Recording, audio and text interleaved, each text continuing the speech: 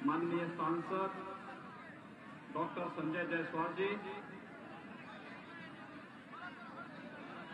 लोकप्रिय प्रत्याशी भारतीय जनता पार्टी श्री प्रमोद कुमार सिन्हा जी, उत्तर प्रदेश विधानसभा के सदस्य श्री जयमंगल कनौजिया जी, भारतीय जनता पार्टी के जिला के प्रभारी श्री प्रमोद शंकर सिंह जी, डॉक्टर अनिल सिन्हा जी, जितेंद्र कुमार जी, अशोक पांडे जी, गुड्डू सिंह जी, लाल बाबू सिंह जी, काशीनाथ प्रसाद जी, प्रोफेसर मुनीर दुबे जी, राजकुमार गुप्ता जी, विनोद कुशवाहा जी, सुभाष सिंह जी, रामजीवन बैठा जी और भारतीय जनता पार्टी, जदयू और सहयोगी दलों के सभी पदाधिकारी और भारी संख्या में इस रक्सौल विधानसभा क्षेत्र से जुड़े हुए उपस्थित भाइयों बहनों, यह भारत के इतिहास को रचने वाली धरती है। याद करिए, इसी धरती के पास महर्षि वाल्मीकि ने अपना आश्रम बनाया था। अपनी तपस साधना से जिस भूमि को पवित्र करने के साथ ही माता सीता की शरण स्थली जो धरती रही हो और महात्मा गांधी के सत्याग्रह की जो भूमि रही हो, उस भूमि को मैं कोटि कोटि नमन करता हूं, आप सबका अभिनंदन करता हूं।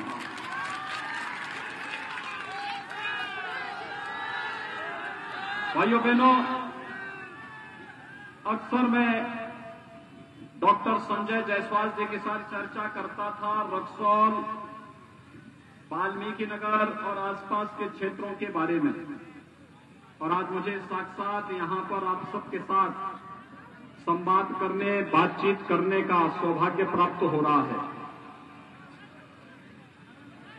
हम सब वर्तमान में बिहार विधानसभा चुनाव के लिए आप सबसे अपील करने के लिए यहां पर आए हैं।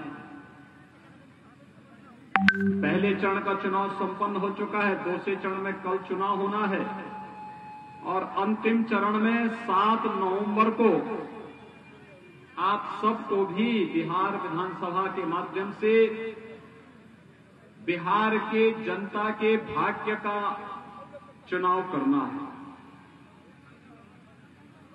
भाइयों बहनों, मैं अभिनंदन करूंगा, वैश्विक महामारी कोरोना के दौरान जिस उत्साह और उमंग का परिचय बिहार के मतदाताओं के द्वारा दिया जा रहा है, वह अभिनंदनीय है।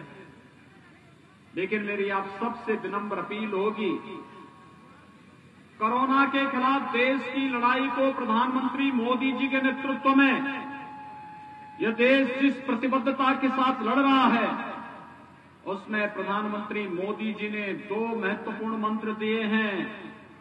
एक मंत्र दिया है कि जब तक दवा या वैक्सीन नहीं आ जाती है, भारत सरकार की पूरी कोशिश है हर एक व्यक्ति को निःशुल्क वैक्सीन उपलब्ध कराने की, लेकिन जब तक हमारे पास वैक्सीन नहीं आ जाती है, तब तक बचाव ही सर्वोत्तम उपाय है।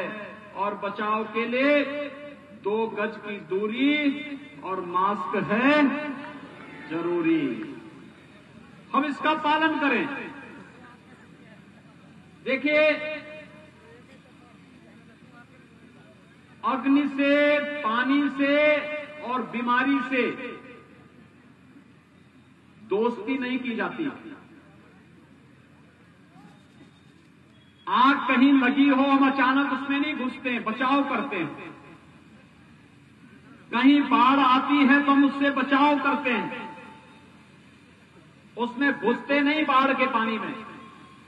और ऐसे ही बीमारी होती है, बीमारी में हम अचानक नहीं घुसते हैं, बीमारी से भी बचाव करना होता है।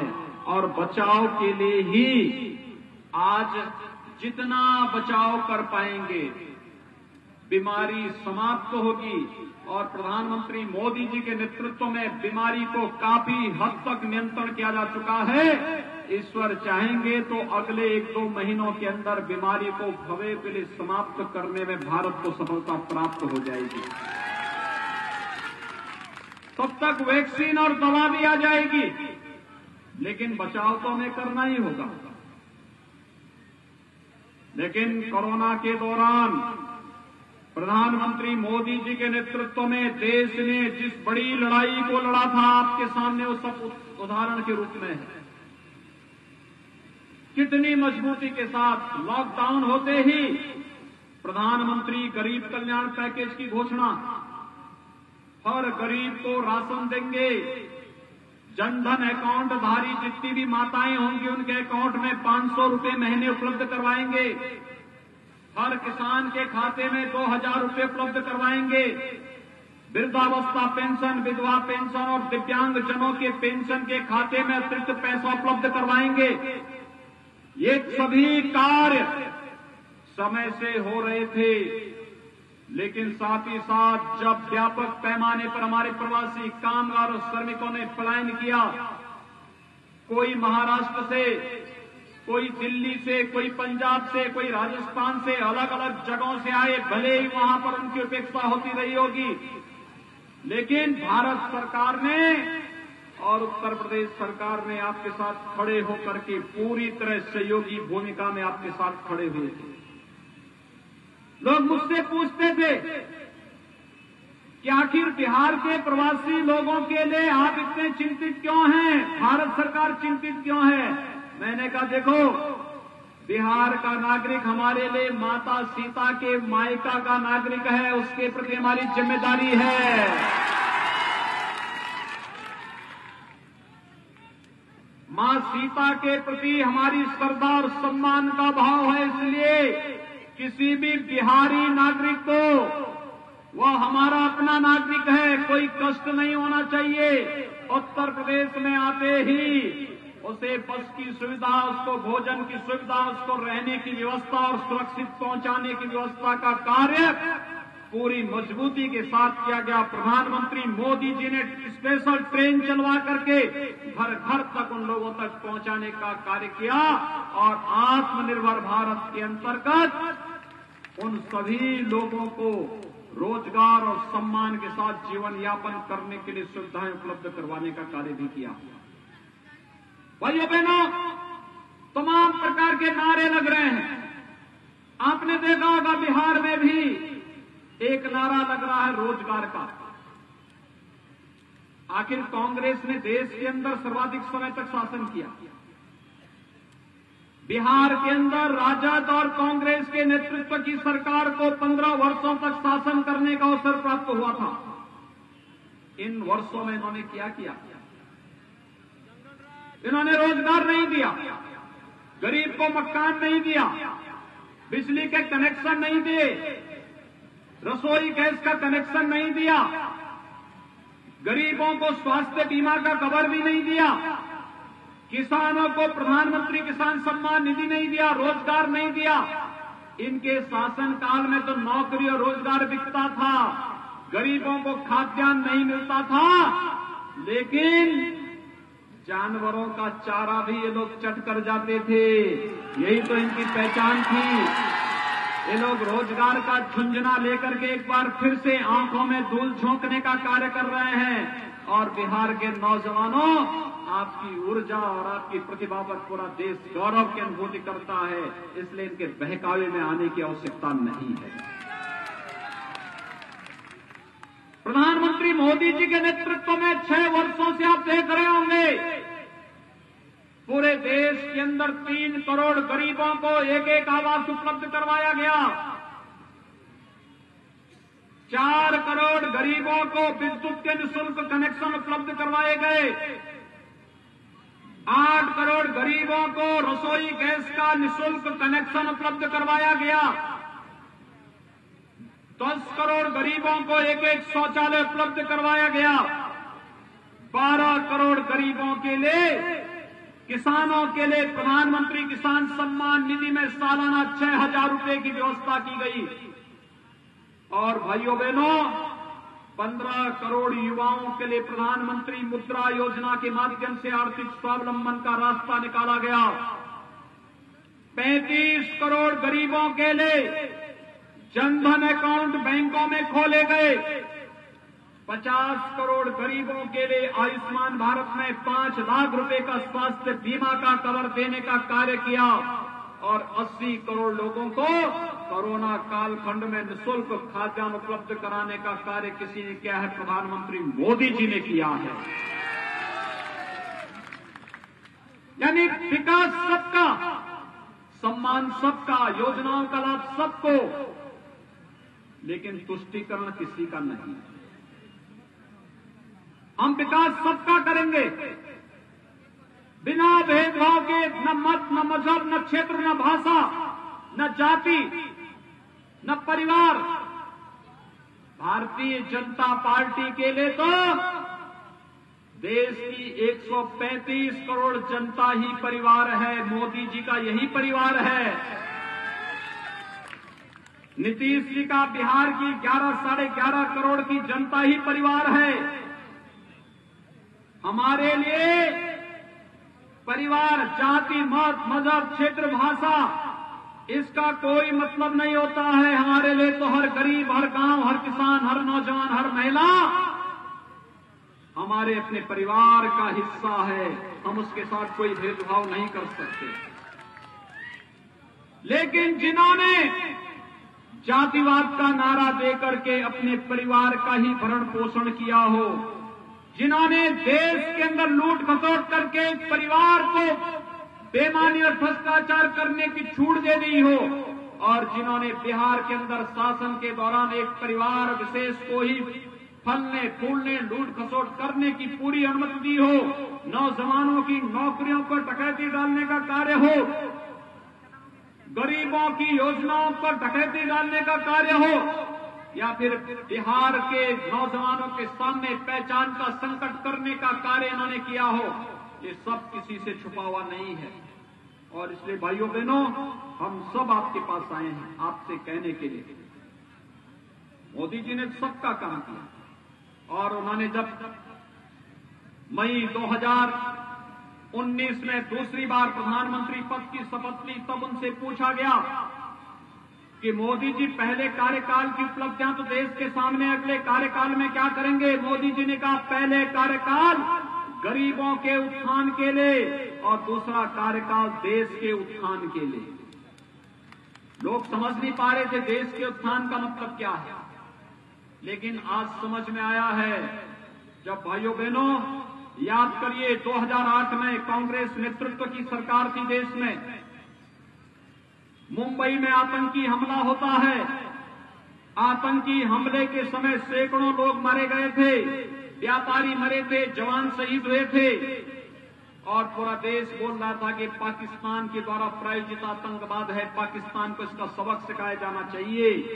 और जब पाकिस्तान को इसका जवाब देने की बात आती थी, कांग्रेस नेतृत्व की सरकार कहती थी कि कहीं पाकिस्तान को हम हमला करेंगे तो पाकिस्तान में एटम बम है, पाकिस्तान एटम बम का उपयोग कर देगा।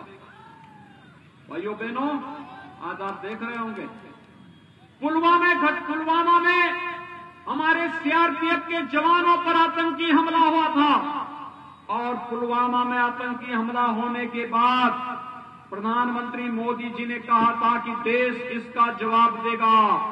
और जवाब कैसे दिया? भारत के बहादुर जवानों ने पाकिस्तान के अंदर घुस करके आतंकी कैंपों को नष्ट करने का कार्य किया था।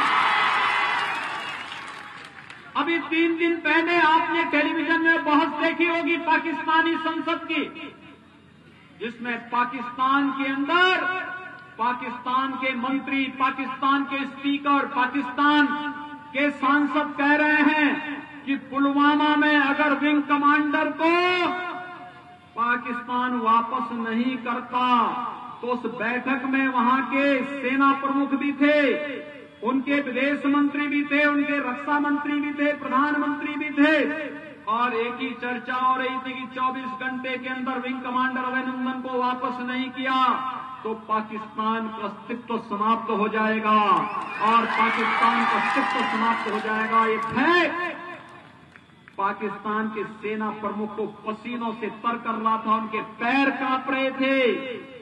यह भय पाकिस्तान के विदेश मंत्री और वहां के प्रधानमंत्री को भी था, वहां के रक्षा मंत्री को भी था। ये सच सबने देखा। और भाइयों बहनों, ये है नया भारत। मोदी जी के नेतृत्व में एक भारत श्रेष्ठ भारत की परिकल्पना कैसे साकार होती है, यह उदाहरण है हमारे सामने। और इसी प्रकार का कार्य आपने देखा होगा, 1952 से भारतीय जनता पार्टी के कार्यकर्ता एक नारा लगाते थे, एक देश में 2 प्रधान 2 निशान और 2 विधान नहीं चलेंगे, नहीं चलेंगे।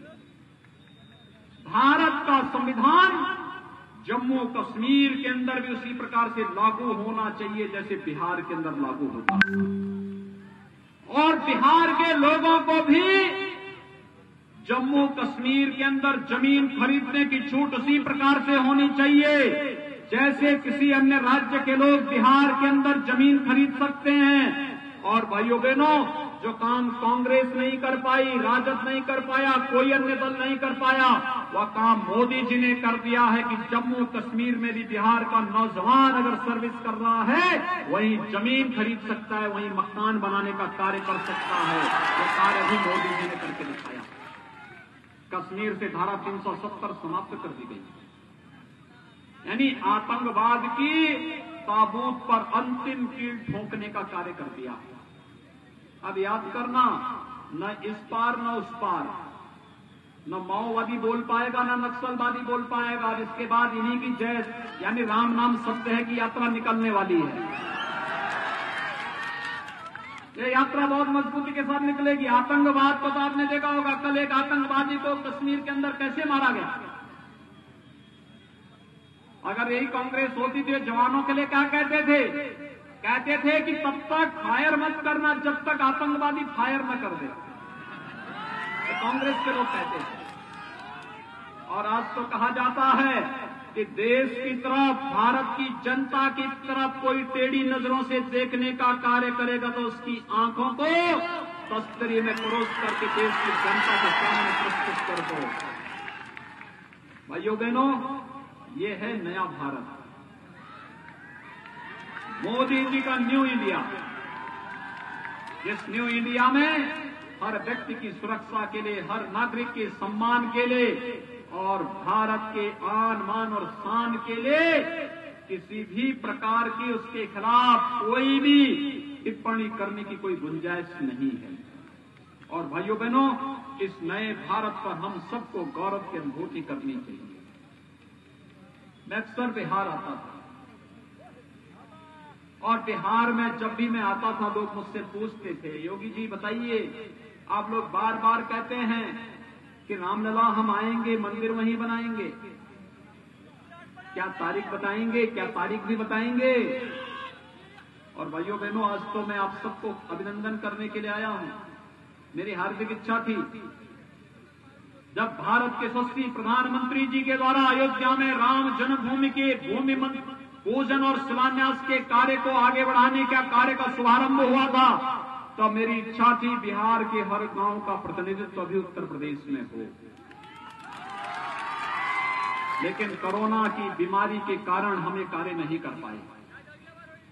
और भाइयों बहनों, मैं विनंदन करूंगा, उत्तर प्रदेश के लिए, देश के लिए जितना महत्वपूर्ण है उतना भी उससे ज्यादा महत्वपूर्ण बिहार के लिए है, क्योंकि हम जब मर्यादा पुरुषोत्तम भगवान श्री राम की बात करते हैं तो जय सीताराम कहते हैं।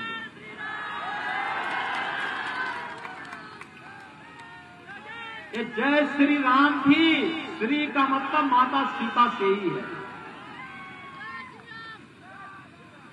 भाइयों बहनों, उससे ज्यादा महत्व बिहार के लिए है कि आज जो बिहार के लोगों का सपना था, अयोध्या में 500 वर्षों से जिस पीड़ा को लेकर के संघर्ष कर रहा था, एक एक बिहारी संघर्ष करता था और कहता था कि माता सीता का ये सपना, अयोध्या में भगवान राम का भव्य मंदिर के निर्माण का मार्ग प्रशस्त हो, कौन करेगा।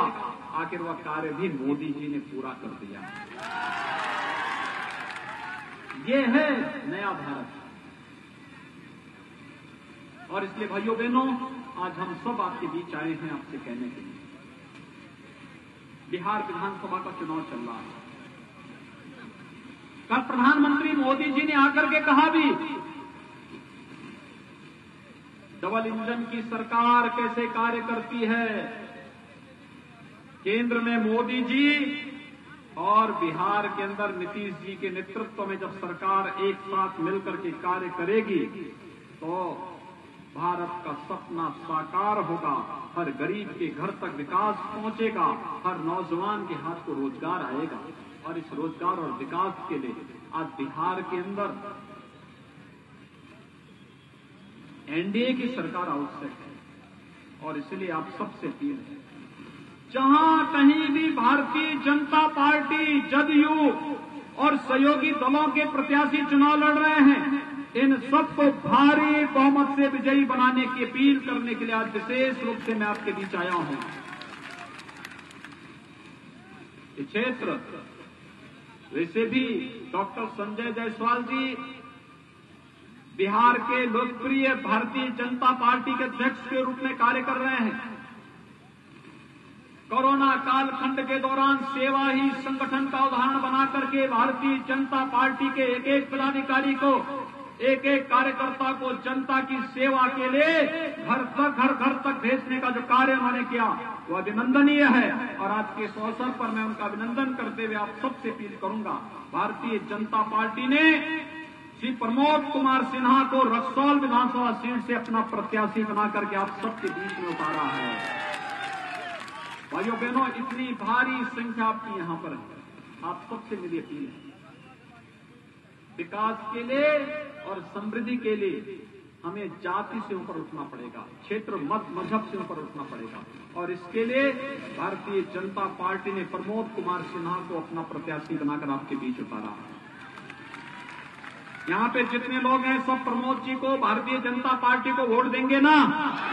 सभी लोग पीछे भी जो वहां कुर्सियों में बैठे हुए हैं, स्टेडियम की कुर्सियों में, इधर भी उधर भी, सभी लोग थोड़ा आप भी बोलिए, आप लोग सभी वोट देंगे? सभी लोग सहमत हैं? आप सबसे अपील है, आपके पास स्मार्टफोन होगा, स्मार्टफोन से अपने नातेदार, रिश्तेदार, मित्र, शुभचिंतक जो भी होगा, इन सबसे अपील कि जहां से भी भाजपा और जदयू के प्रत्याशी लड़ रहे हैं, इनको भारी बहुमत से विजयी बनाने में आप योगदान देंगे। श्री प्रमोद कुमार सिन्हा को कमल चुनाव चिन्ह पर 7 नवंबर को होने वाले चुनाव में भारी बहुमत से विजयी बनाने की अपील करते हुए आप सबको मैं अपील करूंगा, भारी बहुमत से विजयी बनाएं। यही अपील करते हुए वाणी को देता हूं विराम। जय जय श्री राम, जय जय श्री राम, जय जय श्री राम, जय जय श्री राम, जय जय श्री राम।